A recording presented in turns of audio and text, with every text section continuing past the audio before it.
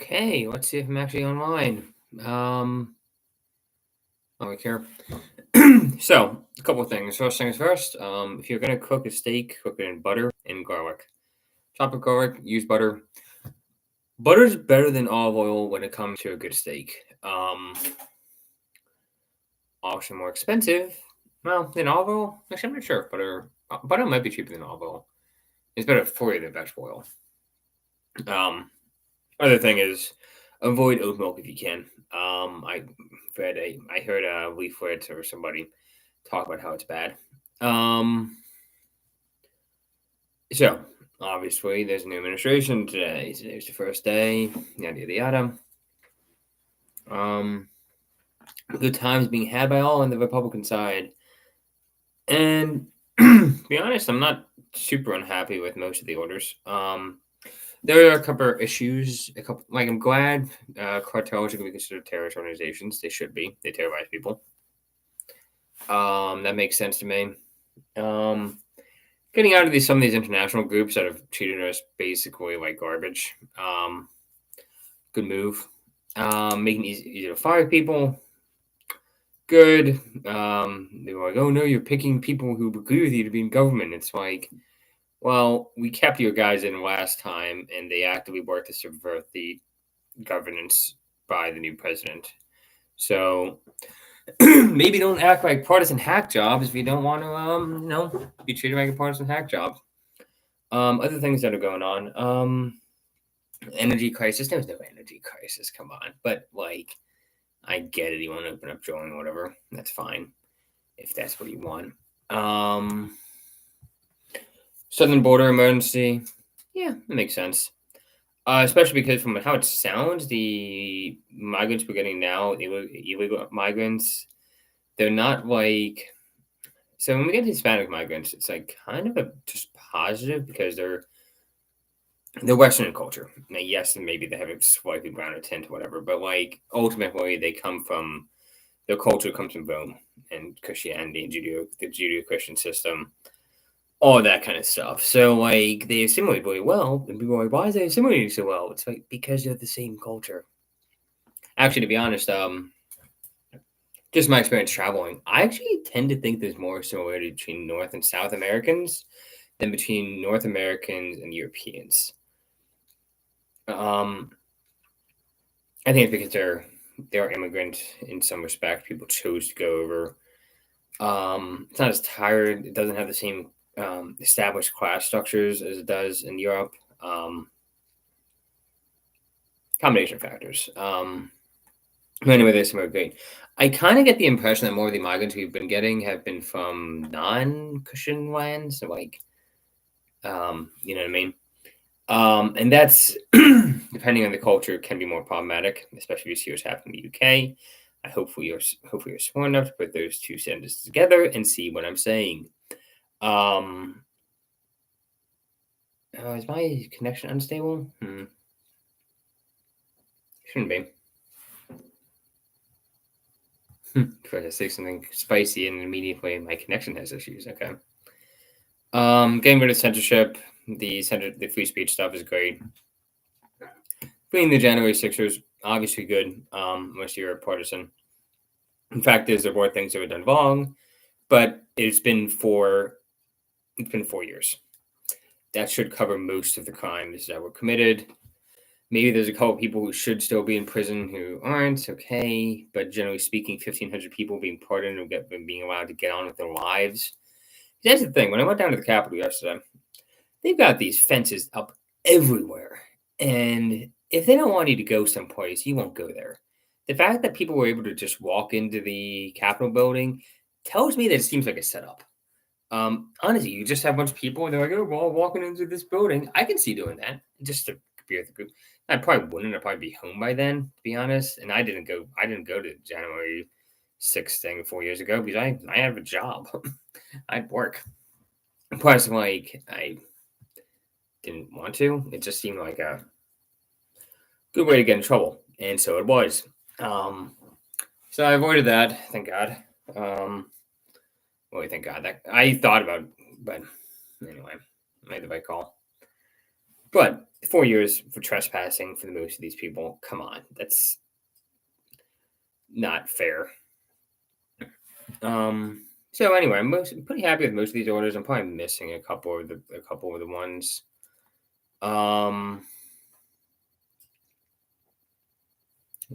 Taking away the clearance of people who like use their clearance to lie to people about the whole 100 Biden thing. Good move. Which is how it moves. I'm pretty happy with most of the orders. There's a couple that I have quibbles with though. One, actually, something that caught my eye. I'm not super happy with the requirement that people go into the work 5 days a week in person. It just seems like a very boomer move, which is funny because I don't think that's a Trump thing. I think that's an Elon Musk recommendation, which I think is stupid.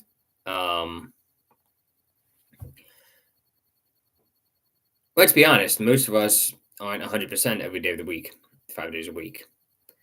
I don't think there's enough office space. The amount of office space you're going to need in DC is going to increase by 2 over how much highway workers you need. Traffic's going to get a lot worse in DC. That's definitely going to be the case. There's going to be more time wasted. I mean, you're trying to waste time. You're trying to save time. I get it. Maybe if you had like a bunch of offices across the Maryland, Virginia area, so people could like move close to their work. Having it all in DC is just stupid.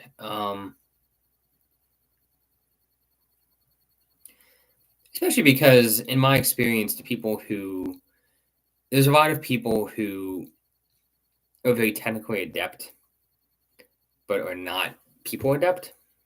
And you need to give space to those people to have like some space away from people. Or you're not going to get them at their full potential. It's just a very stupid. People should go into the work office. It's like, why? People went to factories because that's where they could, be factory workers. People went to offices because they needed a centralized place to work and exchange information with each other. We have these computer things here that are pretty cool. And they work and they let you communicate without actually being in the same location. Now, I get that there's some advantage to being actually in person. That's why I always, either my office is one place, I always go to the main office usually, just because at least 1 day a week. Just saying it's some FaceTime. I mean, that makes sense. You need some FaceTime with people. But 5 days a week? Come on, man. That's stupid. Especially affects my brother really, really badly. I don't know how much I can say publicly about that, but it affects him really, really badly. I feel bad for him for it. The other one I have a bit of a quibble with is to end the birthright citizenship. I'm hesitant to remove anything that's been around for 150 years. I'm sorry. If something's been around for 150 years, it seems like a risky move to get rid of it.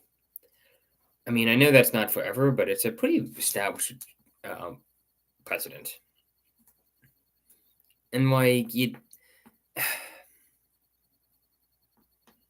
we do have a history in this country of taking away people's rights for the various reasons, including Republican rights over the past couple of 4 years. I'm hesitant about something that protects those people. And frankly, like how many people you actually protect, you're actually like preventing from getting the vote and voting for the other side. Like, how many people are legitimately anchor babies in this country? I don't think that many.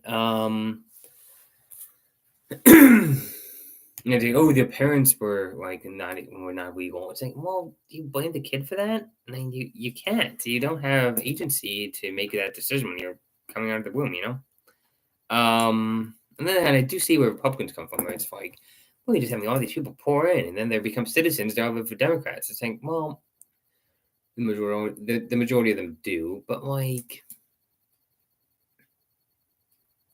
I expect that to be heavily challenged in the courts, and I actually don't know if that's going to actually make it through the court system. I think that it might get shot down by the Supreme Court. 150 years as president. I mean, come on. Now they might like educate it and be like, well, if your parents are on the path to citizenship, they're probably gonna be like, well, okay, it's not gonna be getting rid of birthright citizenship, but we can like maybe cut around the edges a bit. It's probably something like that. If I had to bet. I think Trump's anti-windmill thing is hilarious because, first of all, I don't actually know enough to like do windmills stop working after 20 years, in which case, yeah, Trump might be right. But that's not it at all. It's just the fact Trump, I don't think Trump is racist. I don't think he's sexist. He fucking hates windmills. He hates those fuckers.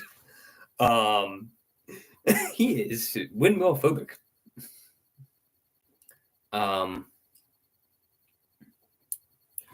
All that said, and the other one, the two genders. I actually don't know how that actually affects trans people. I actually don't know because, like, again, this is probably going to be offensive, but like, don't trans people change from male to female, female to male? They're not changing to some third gender, right? So does that actually like stop them from like, if a trans person wants to change IDs or whatever, does this stop them from doing that? Because they're sort of changing one gender to two genders.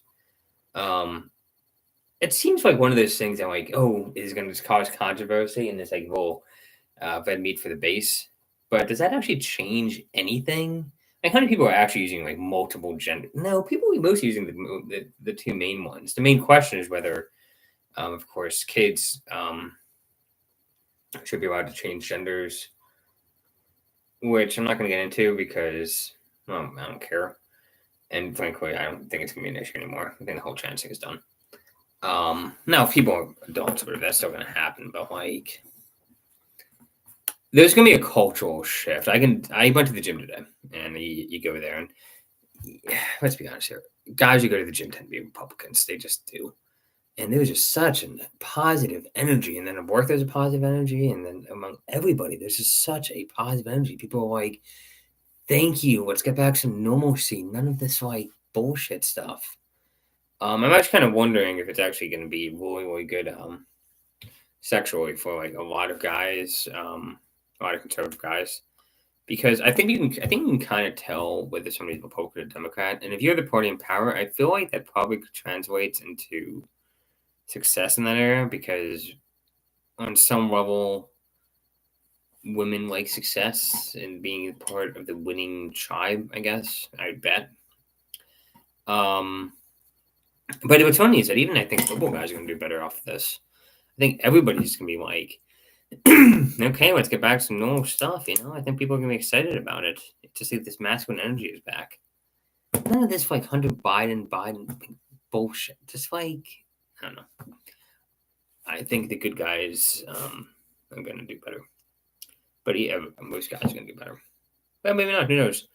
What else is going on? The cabinet picks are all pretty good.